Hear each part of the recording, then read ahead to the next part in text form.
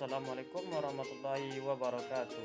Perkenalkan, nama saya Axel Abdulyanda dengan NIM 23042257. Saya mahasiswa dari Prodi Ilmu Administrasi Negara. Baik, di sini saya akan memaparkan materi di presentasi tentang subjek hukum, objek hukum, peristiwa hukum, hubungan hukum, cakap, dan kewenangan berhak. Yang pertama, subjek hukum. Subjek hukum adalah segala sesuatu yang dapat memiliki hak dan kewajiban. Maksudnya adalah subjek hukum dapat melakukan hubungan hukum atau dapat bertindak melakukan kewenangan hukum berdasarkan ketentuan hukum yang ada. Subjek hukum mempunyai kedudukan dan peran yang sangat penting di dalam hukum, khususnya hukum perdataan. Soalnya subjek hukum tersebut mempunyai wewenang hukum. Yang kedua, objek hukum. Objek hukum adalah segala sesuatu yang dapat menjadi objek hubungan hukum. Secara umum yang dimaksud objek hukum adalah benda atau barang. Menurut pasal 499 KUHP Perdataan, kebendaan adalah tiap-tiap barang dan tiap-tiap hak yang dapat dikuasai oleh hak milik. Pergolongan benda yang perlu kita ketahui ada 6. Yang pertama, benda berwujud dan tidak berwujud. Yang kedua, benda yang bergerak dan tidak bergerak. Yang ketiga, benda yang dapat dihabiskan dengan benda yang tidak dapat dihabiskan. Yang keempat, benda yang dapat diganti dengan benda yang tidak dapat diganti. Yang kelima, benda yang sudah ada dengan benda yang masih akan datang.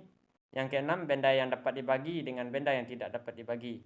Yang ketiga, peristiwa hukum. Peristiwa hukum adalah kejadian atau serat merujuk pada peristiwa sosial yang sebab akibatnya diatur oleh undang-undang, tetapi tidak semua peristiwa sosial yang sebab akibat diatur oleh undang-undang.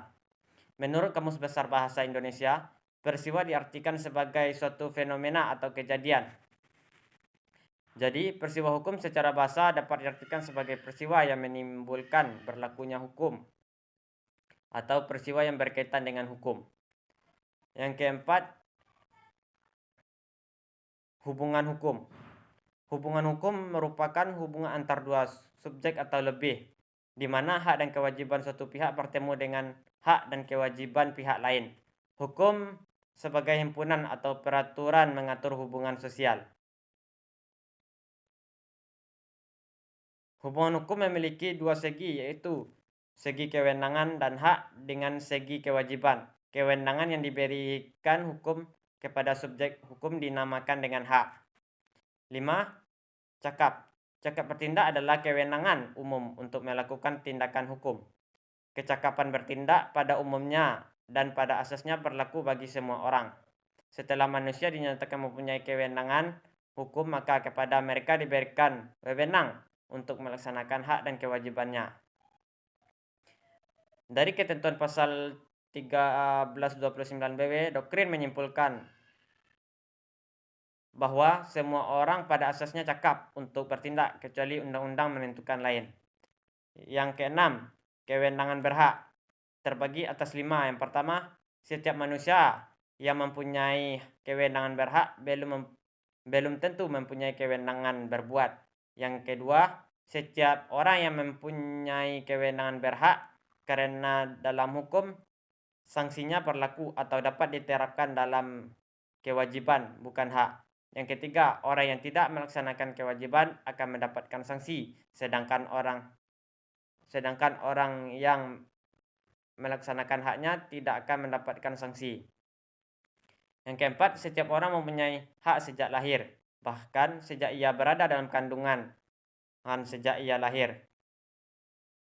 Asalkan ia masih hidup apabila kepentingannya menghendaki. Pasal 2 KUHP Perdataan.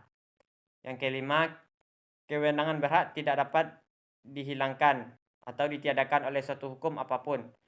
Pasal 3 KUHP Perdataan. Tiada suatu hukum pun yang dapat mengakibatkan kematian perdata atau kehilangan hak-hak perdataan.